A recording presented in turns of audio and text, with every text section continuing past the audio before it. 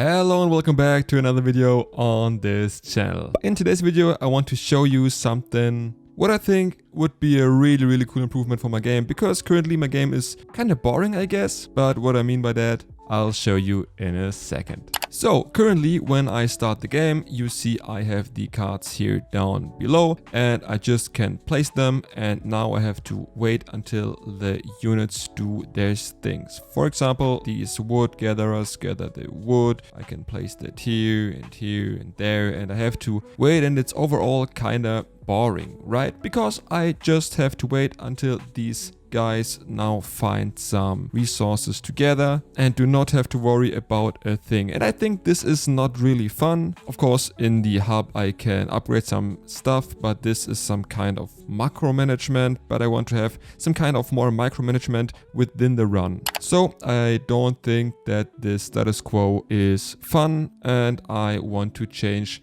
some things about that. I want to create some kind of in-run experience, and this experience is there to have some temporary upgrade boosts, so the units or everything else gets a little better, a little bit faster, and the player has to decide more. And I think it's kind of cool to have some kind of draft. So there are 3 cards and then you have to choose one, and this is one upgrade you get for free. And I actually did it already, and now I want to show you how it looks like with it. So now you have a little progress bar at the top border and it states level 1. So you're currently level 1 within this run, and you can get experience by gathering resources, by shooting enemies with the soldier unit, or simply by exploring the world set. And I think this gives this whole exploration feeling the game should deliver a really cool touch, and also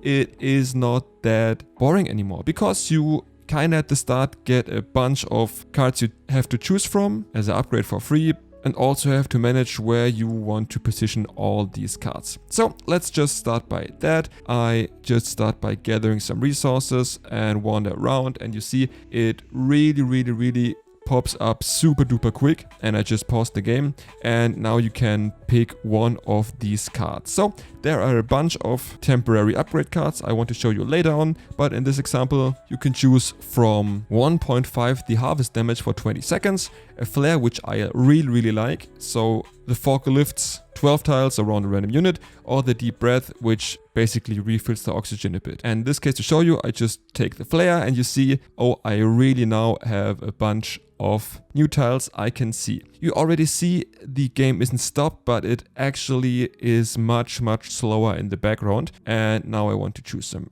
reinforces, and with that I have a bunch more things to do actually, and I think this makes the game a little bit faster and not that boring anymore. Of course, maybe I need to juggle around a bit with the experience, because of course it really is fast, but I think it goes into the right direction. Maybe I'll just double the experience or the needed experience, but overall I think this is kind of fun. Of course, in a scenario like that, you still have to wait a little bit, but I think this gets the player more involved, and this is a little bit of a more immersional game, I guess. And as promised, I want to show you how the survey boon cards are structured. So I can choose a title for that. You saw that deep breathe a little bit, and also the description, which is refill oxygen on every living unit by, in this case, it is 6. I have no icon for that currently, because I want to do the icon design later on to have it all aligned and that all designs have the same style. I think that's easier then. Also, I can choose a rarity, which is common, uncommon, rare, epic, and legendary. Because if I have some kind of oxygen refill of 1000%, then I do not want to have it very common, I want to have it legendary. And what effect types are currently available? So currently I've implemented oxygen refill, bonus range, harvest frenzy, extra unit card, and reveal burst, which are kinda cool. So here, this is where the fog gets lifted. Here I get a random extra unit card. Here the harvest damage is higher or gets a little boost, and the bonus range is that the unit can gather resources from some blocks more away. And here I can fill in the amount of the effect type I choose from here and the duration how long this should last. And I thought it would be a really cool idea to have some kind of weight multipliers so I can have some cards to be shown more often or less often. I think what also was interesting to show you guys is the whole design of the survey boon card prefab, because I think it came out pretty good because it's kind of simple but also matches the whole design or style of the game. So as you can see, this is the boon card. It is basically just a panel with a round corner and the edges are transparent, and because I want to have it transparent and do not want to have the accent image which is at the top as a child, to extend this whole card I added some kind of mask. And with some kind I mean I added a mask, because if I disable this mask, you see at the top border it is not that soft, not that round, but at the bottom it is round and I do not want to have that. So I decided to add a mask at and have it at the top. So the accent is the same color basically as the card, but a little bit brighter.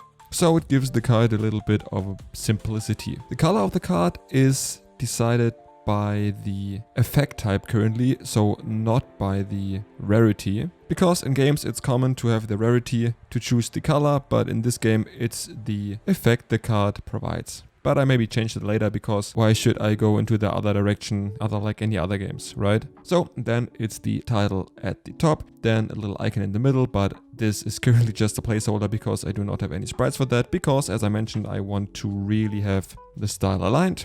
A little description for this card, and then at the bottom the rarity label. And last but not least, I want to show you how these needed experience are getting calculated. So we have a integer here which basically calculates the level -1, or if it is 0 then it is 0. And then we are calculating this linear function. So with each level increase we need more experience, but this is whole linear. So if I'm level 1 and need a base XP of 10, and per level 3, so for level 1 I just have 3 because this is 1. This is 13, and if I'm level 2 it is 16, 19, 22, and so on and so forth. And this linear function, or the result of this linear function, is getting used to multiply with the current growth rate, which basically is the base of the XP growth per level rate to the power of the current level -1. Yep, and this is the whole function for that. Of course, you can see on the right side there's a bunch of code for that, for the whole run state stuff, which is not that interesting for you, the whole XP stuff, the drafting system to get the cards, to show the cards and save some stuff for that, the functions to apply the boon effect, and the whole life cycle stuff. It isn't that interesting for you. I think the most interesting stuff is this XP stuff. Yep, and I think that's it. If you liked the video, then please hit the like button. If you didn't like the video, hit the dislike button, and comment down below what I can do better, or comment down below if you have any suggestions, ideas, or questions to this game. And if you don't want to miss any updates on this game, then please hit the subscribe button.